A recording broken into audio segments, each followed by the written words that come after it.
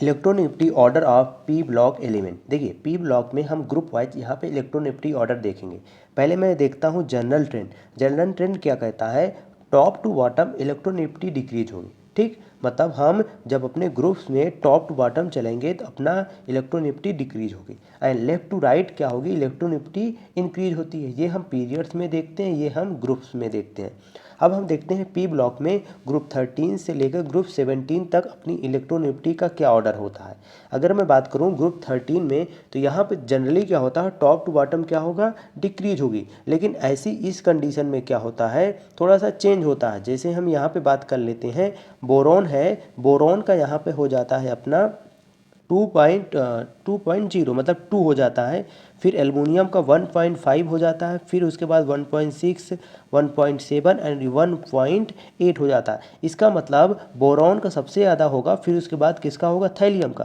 तो फिर एक बात यहाँ पे ध्यान दो, इसको कैसे याद रखेंगे कि ये पूरा का पूरा जैसे पार्ट है, ठीक है, जो सबसे ज़्यादा बोरॉन का होगा, फिर उसके बाद ये पूरा का पूरा आके इससे जुड़ जाएगा। तो सबसे ज़्यादा बोरॉन का हुआ, फिर थैलियम का, फिर इंडियम का, गैलियम का, एल्युमिनियम का, सबसे कम। ये है electronegativity order of in boron family. आगे हम बात करते हैं कार्बन फैमिली में। कार्बन फैमिली में देखोगे तो जैसे हम बात करें टॉप टू बॉटम डिक्रीज होगा, टॉप टू बॉटम डिक्रीज होता है, ठीक है।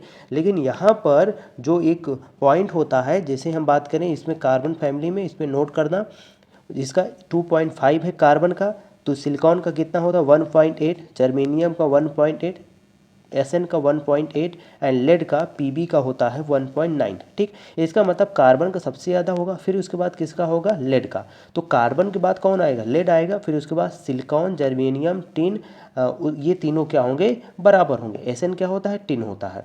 ठीक, तो अपना क्या हो जाएगा, यहाँ पर ये चीज़ आ जाता है, कार्बन के बाद कौन आ जाएगा, लेड। तो electronegativity order in carbon family क्या है, ये चीज़ है। ठीक, ओके।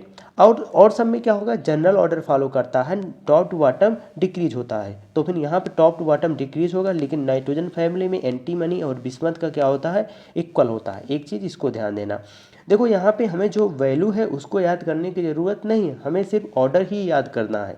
ठीक है, आगे मैं बात करूं ग्रुप 16 में टॉप टू बॉटम डिक्रीज होगा, टॉप टू बॉटम डिक्रीज होगा। ग्रुप 17 में टॉप टू बॉटम डिक्रीज है, टॉप टू बॉटम डिक्रीज है। फ्लोरीन का सबसे ज़्यादा और सबसे कम स्टार्टिन का। ठीक, तो ये है इलेक्ट्रोनेगेटिविटी ऑर्डर। अगर मैं बात करूँ नोबेल गैसेस का, तो नोबेल गैस की इलेक्ट्रोनेगेटिविटी क्या होती है, 0 होती है। ओके, तो आई होप आपको ये समझ में आया होगा, आप इसको याद कर लेना, ये याद करने वाली प्रॉपर्टीज़ है। ओके, तो चैनल को सब्सक्राइब करें एंड वीडियो को लाइक करें।